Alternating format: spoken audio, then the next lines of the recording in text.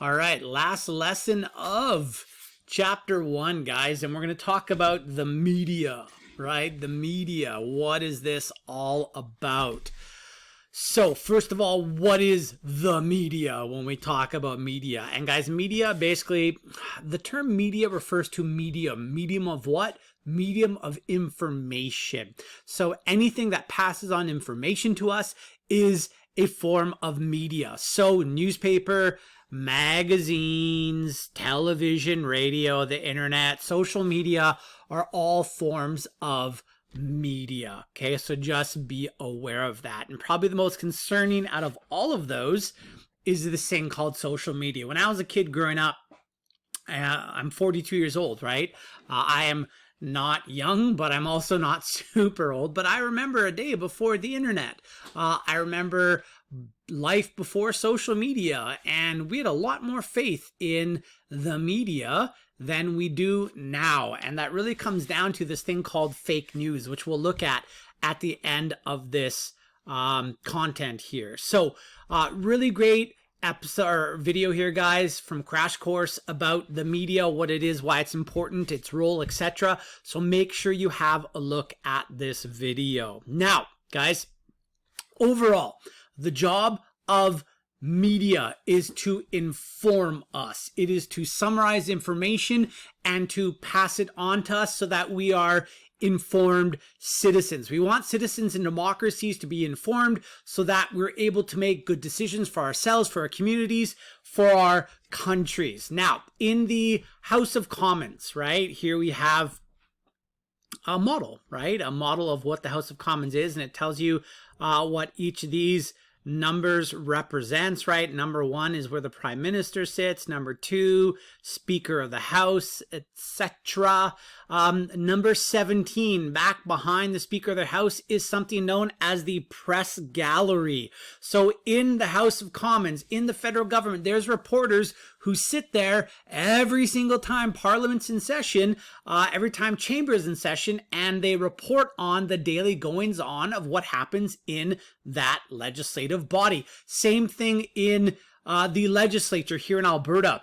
Every time there's question period, there is reporters that report on the goings on, and some of them actually even live tweet, which is kind of cool. Like, I follow a couple people on Twitter that live tweet the daily business of what's going on in the legislature. Okay, anyways, guys, the key point here is we want citizens to be informed. The role of media traditionally has been to inform citizens. Now, the importance of media in a democracy, guys, it comes down to this. The media holds people in power to account, or at least it should. It serves as a watchdog over those in power. Remember how many times we've talked about power corrupting people in positions of power? Well, guess what? The job of media is to expose when there's been corrupt practices in government. Again, democracy is supposed to be of the people, by the people, for the people. And if the people we elect to represent us in government aren't representing us, their constituents, then they're not doing their job, and we should know about that. So we have a couple examples of that here, guys. Years back, we had a premier here in Alberta by the name of Alison Redford, conservative premier here in Alberta, and it was found out that she was abusing her power as an elected official and using the taxpayer-funded Government of Alberta jet to jet set herself and her daughters around Alberta and Canada. Now, I don't know about you, but I kind of feel like if the premier wants to fly their family around, then they should do it on their own dime, just like I do, right? She shouldn't, just because she's a government official, get to just willy-nilly use a government jet, which is paid for by our tax dollars, right? My tax dollars, your parents' tax dollars. One day, once you have a job and you're making money, right, you'll be paying taxes as well. Why should someone who makes like $200,000 a year be getting free flights out of my pocket? That doesn't make sense. So that story broke on CBC. And then, as you can see here, 2.5 years into her term, she ended up resigning because of pressure, because of the scandal of her using the Alberta government jet to just fly herself around as she saw fit, and also her family, right? So she ended up resigning. So guys, in that instance, the media was used as a watchdog, right? It held her to account. So I just posted these articles here. You can have a look at them if you want. But I just wanted you to be aware that in this case, right, once the news story broke, a lot of people were really, really upset, and rightfully so, because this government official was abusing her position of power. Hey, you want to talk abuse of power? Well, let's talk about the WE scandal here in Canada under the Federal Liberal Party of Prime Minister Justin Trudeau. So the WE scandal, guys. Prime Minister Trudeau was using his office of the Prime Minister to basically award contracts to a charity that he works for at times and has given numerous speeches for, and also his wife and his mom have been paid by WE here in Canada to speak at certain conferences that they have put on. So wrap your brain around this for a sec, guys. The government of Trudeau is providing money to the WE charity, and the WE charity is then paying his mom and his wife to speak. Does that seem like perhaps an ethics violation? Well, guess what? It is. And this video does an excellent job explaining all of that. So I just thought I'd toss a meme in there for you, right? I just thought I'd toss a meme in there for you. So watch this video. It should make you quite upset and will maybe take some of the gloss off of our Prime Minister, because guys, I don't know, man. Again, remember when we talked about corruption in politics and how power corrupts? Well, maybe this is an example of people on the right, like Alison Redford, being corrupted by their power, and then a person on the left who claims to be a woke liberal and supposed to be a champion of the people having power corrupt him as well. And I mean, corruption is wrong, but if you want to put a price tag to it, the government of Canada awarded $900 billion in contracts, $900 million, almost $1 billion in contracts to the WE charity. And since the scandal, that is the WE charity scandal, the charity has actually ceased operations here in Canada because it just looked that bad. All right. Now, last thing we need to talk about here, guys, in this particular sort of little mini unit of study here about the media's role in a democracy is bias and also fake news. Now, look, guys, the media is supposed to be objective rather than subjective when they present information that we, the people, read and become, or watch on TV, right? Become, or perhaps on the internet. But anyways, they're supposed to be objective in terms of what they're reporting. There's not supposed to be bias. Now, what is bias? Bias is prejudice. It is sort of a leaning to one side or the other when it comes to the political spectrum. So bias is defined as prejudice in favor of or against one thing, person, or group compared to or with another, usually in a way considered to be unfair. So if you're a leftist biased media outlet, you know, everything that Donald Trump does in the United States of America is wrong and evil.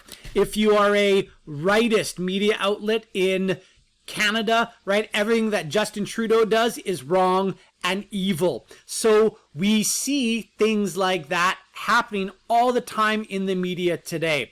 So Fox News is a great example of a media outlet in the United States of America that is very much pro-Trump. Although since the election and the fact that Fox News called Arizona before any other major news outlet did. Trump now hates Fox News as well. He actually wants to start his own cable pay news network where it's a subscription service where people get, I guess, his version of what the truth is. So anyways, guys, Fox News is very subjective in terms of what they put out there, right? Very pro-Trump, pro-capitalist, very right-wing news media bias. Alternatively, news organizations like CNN, news organizations like MSNBC are known to be very biased towards the left, right? They say that nothing that Trump has done has been good, and that's just not true, right? It's just not true.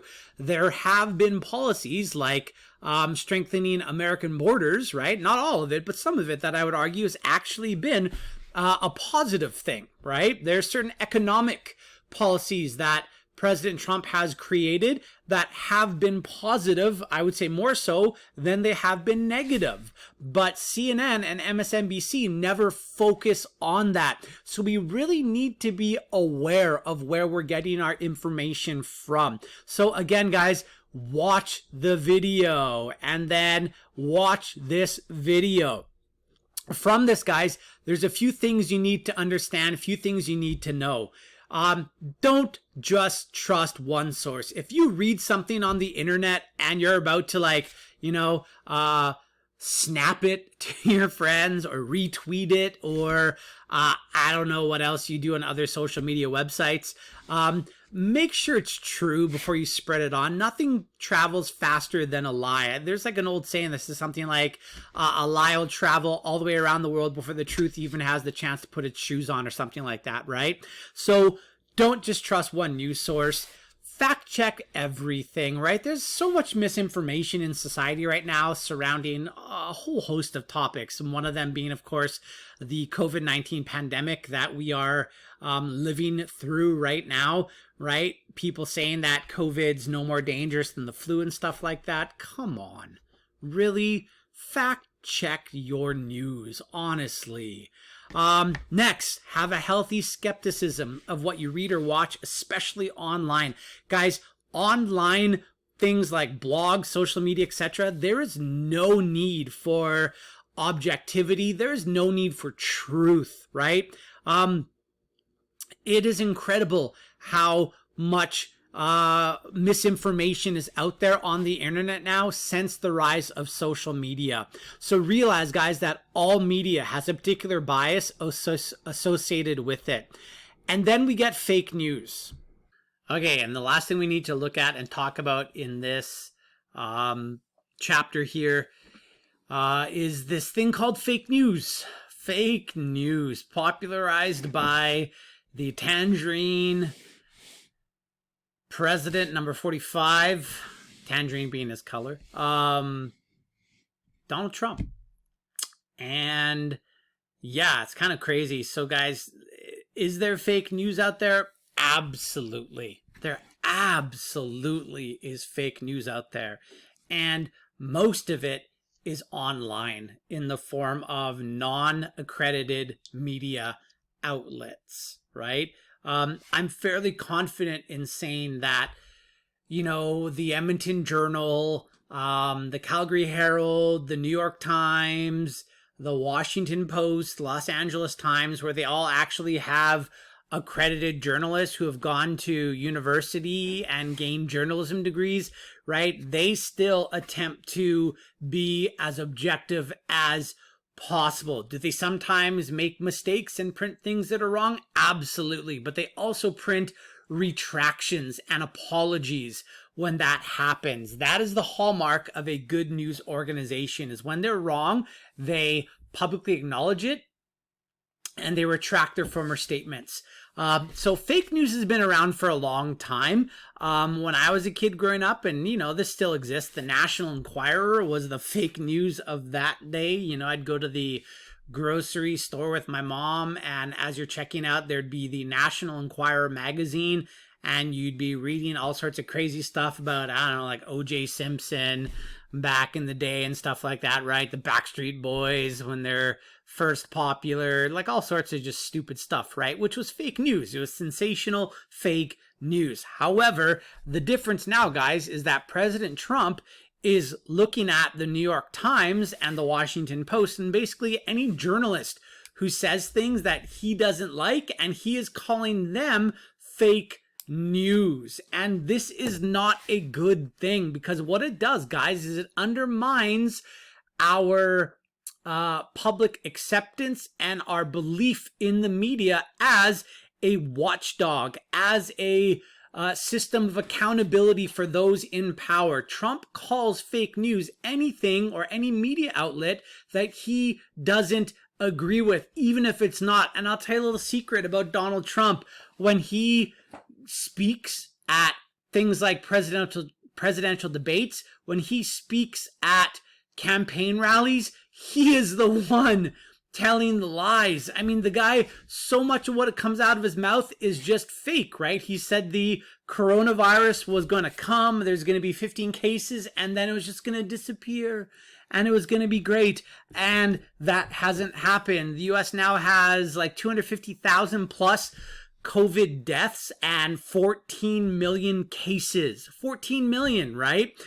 So anyways, I took time to look online and to find you a compilation of the number of times Trump calls out news organizations and when he's speaking in news conferences, the White House, right, press gatherings and things like that, calling people fake news, right? And guys, look, please be aware, there's a lot of fake news also on social media, right? Social media, guys, oh man, it is just full of opinion and not news. Do not get your news from social media because it is going to be ridiculously biased. And guys, it is known that in 2016, in order to elect Donald Trump, Russia interfered with the American electoral system. They used Facebook primarily, but other news or other social media organizations as well to basically create content in the form of bots and trolls, which tried to sway opinion in terms of policies, candidates, all these different things. So the government of Russia was actively involved in trying to meddle with the American electoral system, and it succeeded, right? I mean, the Kremlin, which is the head of the government, it's where the government's located in Russia, the Kremlin was successful in getting their candidate elected, right? Vladimir Putin, who's not a good guy, by the way, he wanted Donald Trump to become the president and not Hillary Clinton. I'm not a Clinton fan by any means, but Donald Trump, I would argue, was basically the guy in Putin's pocket. So this video shows that process, right? Just be aware, guys. God, there's so much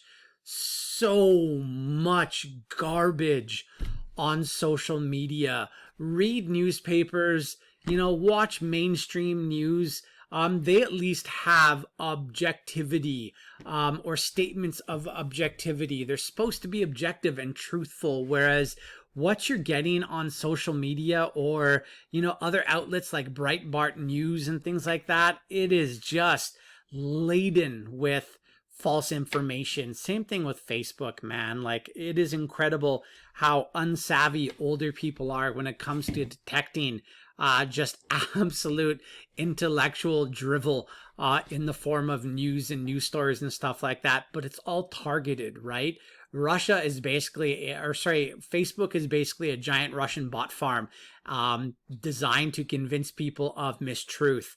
So anyways, guys, that is the media, right? And we're going to move on and talk about now the criminal justice system and introduce something called the Young Offenders Act and juxtapose it with the Youth Criminal Justice Act. Okay, so keep on going and we're moving on to chapter 2.